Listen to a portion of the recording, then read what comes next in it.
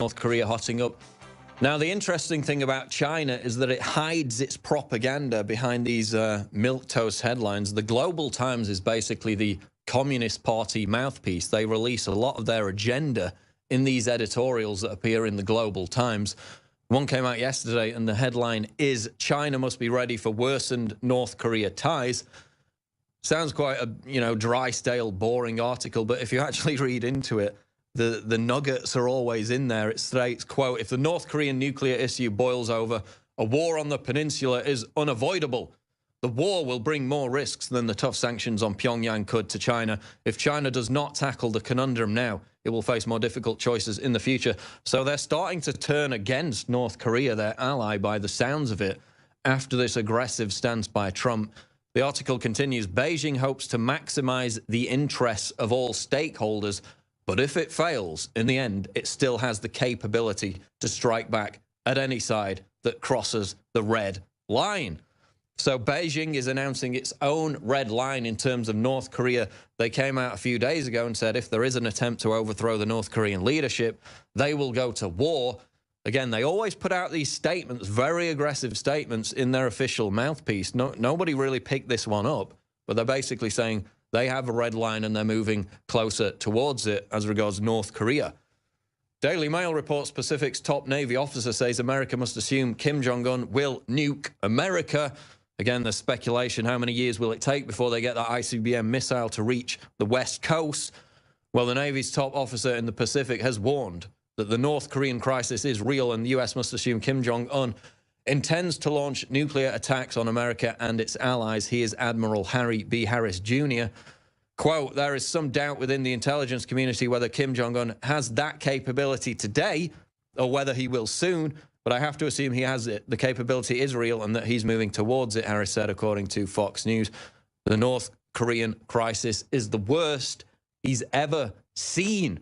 So maybe those people in South Korea who are quite blasé about it should be more alarmed, given that he's quite a prominent voice saying that it's the worst situation he's seen, given that it's been rolling on for the best part of 2 decades. Mentioned this earlier, Zero Hedge reports Trump warns there's a chance of a major conflict with North Korea. That was during an interview with Reuters, where he was actually quite kind to Kim Jong-un. Bizarrely, he said, quote, "He's 27 years old. His father dies, took over a regime. So say what you want, but that's not easy, especially at that age." I'm not giving him credit or not giving him credit. I'm just saying that it's a very hard thing to do. So he was actually somewhat kind to Kim Jong-un, but he also said there was a chance of a major conflict soon. Meanwhile, Vladimir Putin has come out and said that the situation in North Korea has, quote, "seriously deteriorated." So again, the rhetoric there is heating up. That's what Putin said during a meeting Thursday, after a Kremlin meeting on Thursday. Quote, "We call on all states involved in the region's affairs to refrain from military rhetoric and seek peaceful, constructive dialogue." But he says it's seriously deteriorated. The Sun reports Kim Jong-un ready to send army of up to 500,000 women soldiers to the front line. That'll probably be celebrated by feminists across the world if war with the U.S. erupts. North Korean leader Kim Jong-un is ready to send up to 500,000 women soldiers to the front line if the war with the U.S. breaks out, according to defectors' estimates. Battalions of female soldiers took part in the nation's biggest ever live firing exercise to mark the 85th anniversary of the military's creation this week.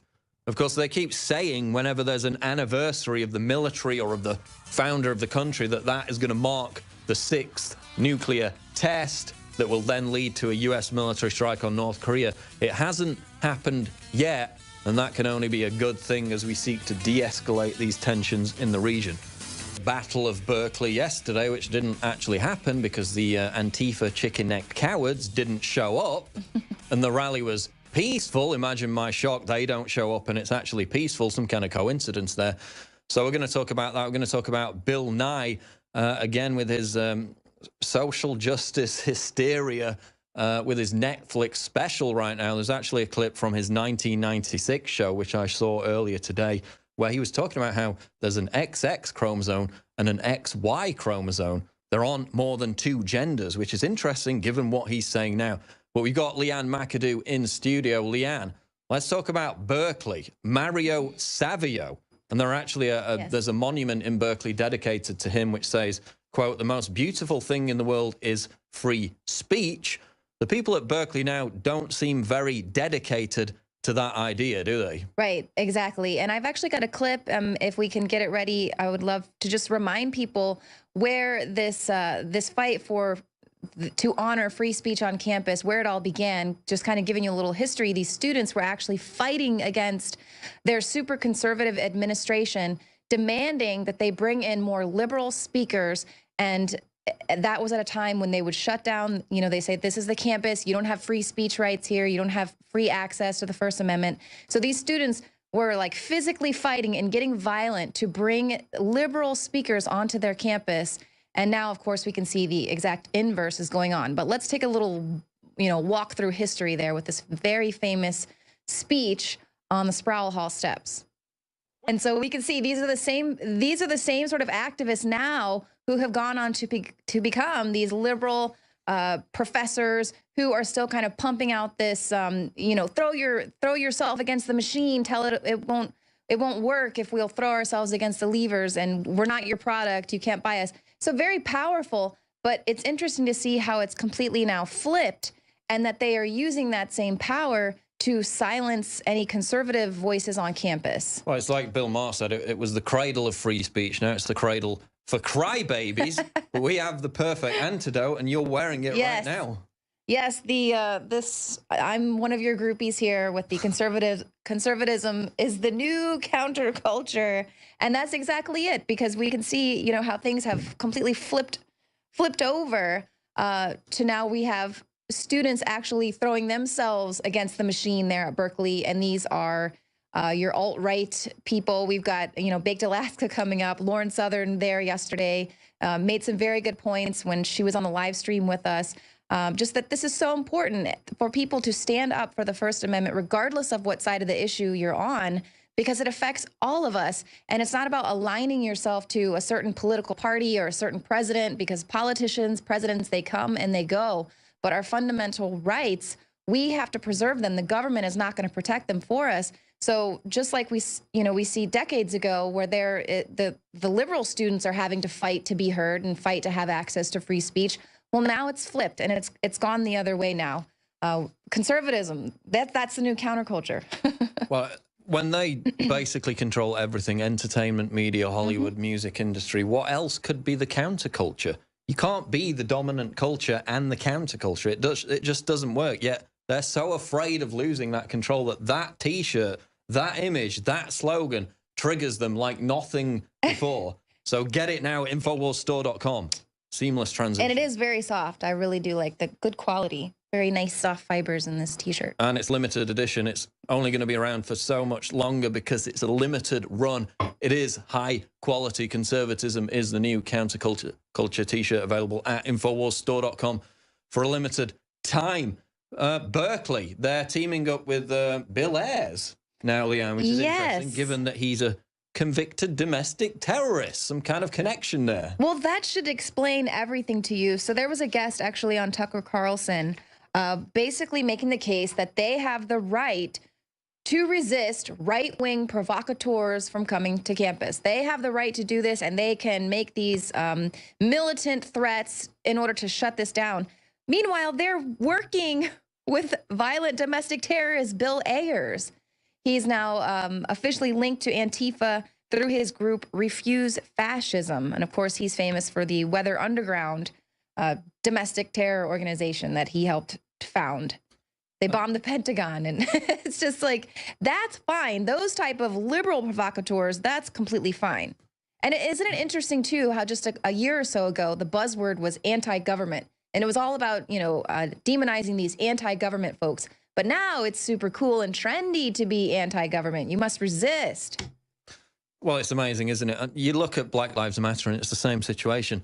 It's okay to be violent and radical if you're on the left, and the media will legitimize it. They will authenticate it, and they won't call out, they won't disavow their fringe extremists. Like, we've never denied that the right or conservatives, whatever, have fringe extremists. We disavow them. They don't. They encourage them. Now they're working with the convicted domestic terrorist, Bill Ayers. They're pepper spraying people. They're punching them in the face. They're stabbing people. It continues to happen, but we're going to talk about it later. They basically failed to show up yesterday, Leanne, right? We were all here expecting these massive riots, and virtually nothing happened. Right. Well, it appears as if the cops were there in riot gear. They were prepared. They obviously were not given the stand down order. Could it be because there was a lot of speculation regarding the mayor's ties to By Any Means Necessary? You know, he liked this group publicly on his Facebook. What's the deal there? So then it appears as if the police were told, you know what, do what you got to do, try to keep the peace. But it's interesting that we see these little militant arms of these activist groups being allowed to make these militant threats, to threaten GOP marchers, for instance, in Portland, where they were having to cancel that Rose Parade that had gone 67 years they had been in that parade, had to cancel it because of anti-fascist threats that were made. So then they were like, felt really empowered. Like, anyone who says violence doesn't work, or violence, militant threats don't work, well, see how powerful we were and effective we were. We were able to shut down Milo and Coulter, now the Portland Rose Parade. They're going to come target every single event that they possibly can. And the left is going, and the establishment, our representatives are going to coddle them and encourage them, because they have plans to move this country more progressive to the left as far as they possibly can. So they want to tear down the fabric of what this society, of what America was founded on, so that they can rebuild it in a really regressive way. Exactly. And of course, the YAF, this conservative group who basically cucked out and said we can't provide security for Ann Coulter, they need to take some of the blame, because that was easy enough to pull out. They could have crowdfunded it, so they're rightly being criticized. That's why Ann Coulter had to pull out of her speech. Gavin McInnes actually gave her speech in his words, or he read out her speech. We might get to that clip later on. Other news, though, Leanne, you wanted to talk about Bill Nye, right? Yes. Well, and this is something that's interesting as well. Ben Shapiro is trademarking it, the science, because it's the new science of the left. It's this cult, this religion of the left is their science that they've got. So now Bill Nye, you know, it's not enough that he's got his gender spectrum music that he's put out, but now he's also suggesting that in order to save the world from climate change, we might want to punish people in developed countries for having too many children. Even though we're basically having no children at this right. point. It's falling off a cliff. It's a demographic suicide. Right. That's why they're having to import so many people from other countries to help revitalize certain areas, because there's just the birth rate is down in Western countries. And they're basically like, oh, people in Nigeria, they hardly emit any carbon dioxide. Yeah, because they've got no standard of living. They've got no quality of life. They want everybody dragged down to that level, rather than allowing Africa to develop, you know, getting these clean technologies in there. They just want to drag us all down to that level. But of course, the same situation isn't going to be applied to them. They're still going to be in their ivory tower, right? Right. And this is, I mean, and this is what is just so insane. Bill Nye is not a scientist, okay? He's a comedian.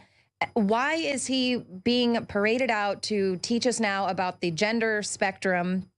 My Sex Junk is the music video.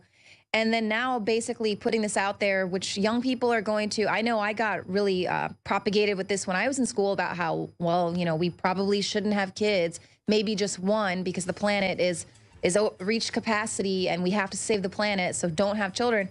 I mean, what is this globalist agenda here, and why Bill Nye of all people? Who is this guy? It's amazing. Of course, now he says there's a gender spectrum. Back in '96, he came out with a video saying there were only two genders, which is scientific, but now he's no longer scientific, yet he still calls himself the science guy. We'll be back. Alex Jones Show live, InfoWars.